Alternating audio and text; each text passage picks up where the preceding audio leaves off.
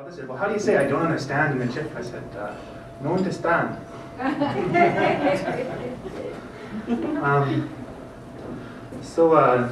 Nishtam, chipokamachtayan, nuika gwe chimitago kegwe, awanikichi ota, kanstota kik, kadrishwayan, kadwayan.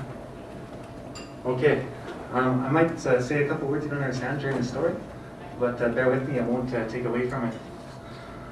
I come from, well, first, this is a story kind of about some of the ways in which the different generations in our Métis communities interact with each other and the way that we complement each other with our different skills and our different personalities. I come from a very small Métis community. If you want to call it that, it's actually made up of my family and the rest of my family, including some aunts and uncles and cousins. You know, I didn't always think of myself as Métis. You know, it's something I kind of realized a little bit later. You know, there were some telling signs that I should have noticed. For example, all my aunts and uncles have nicknames like Ooh for my cousin with you know, big glasses, or Couscouses for the one who was a little chubby. Not anymore, but you can still call her that.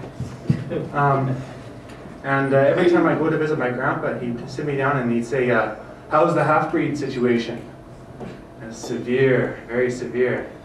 And you know, and I kind of figured it out, you know, and for me, basically my grandparents were the only elders, as it were, that I really ever had.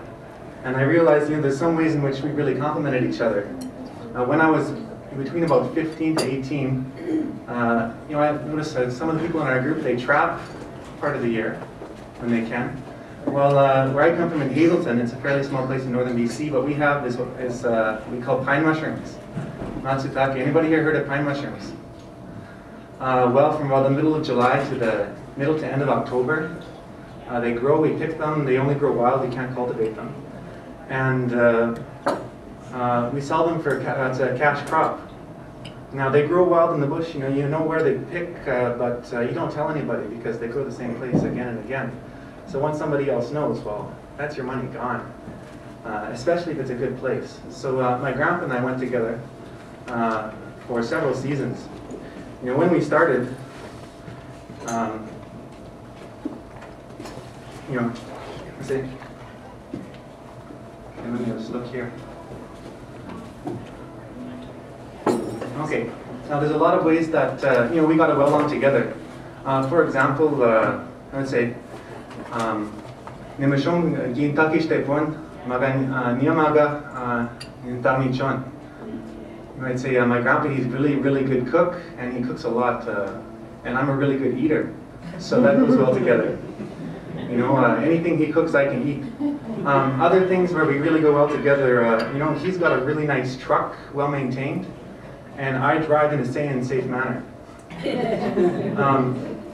You know, so you know, I would one fall, I was you know, early morning, about 4 in the morning, I was waiting for him on my porch, kind of half sleeping, because that's another way we work well together. He's old, so he can, you know, he could get up at 4 in the morning and be ready to go to work.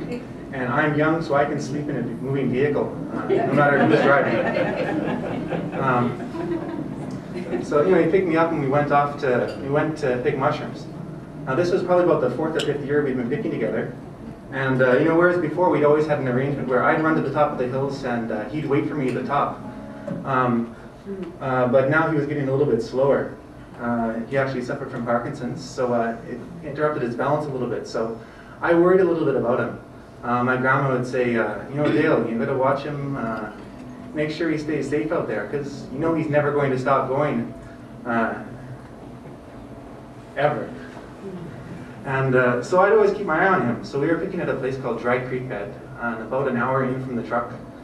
And we're going up and down a side hill, some cliffs run down into a gorge, and a lot of logs and a good mushroom patch. It was a good day. I already had about, you know, 30 or 40 pounds of mushrooms between the two of us, which at the time, for me, was real money.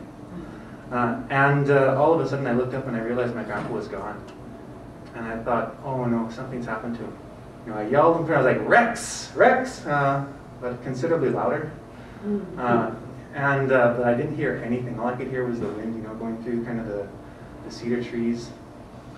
And I started to get nervous, you know, even just thinking about it, I can feel my heart beating a little bit faster.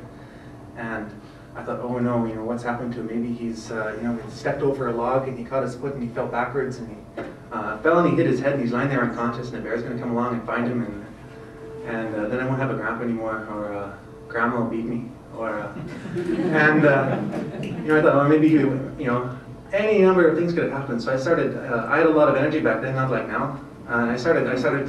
Well, I call it running basically. I went up the hill. You know, I ditched my buckets next to a tree where I knew I could find them, and I started going back and forth up the side of the hill, up the hillside, because we pick on the mountainside, at least this one patch, and it's flat on the top, but there's a couple kilometers of bank.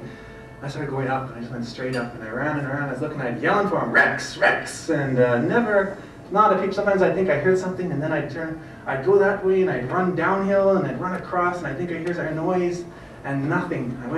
So I turned and went right back to the bottom to where we stashed our lunches and our extra bags and buckets under a log, and he hadn't been there, and I went back up.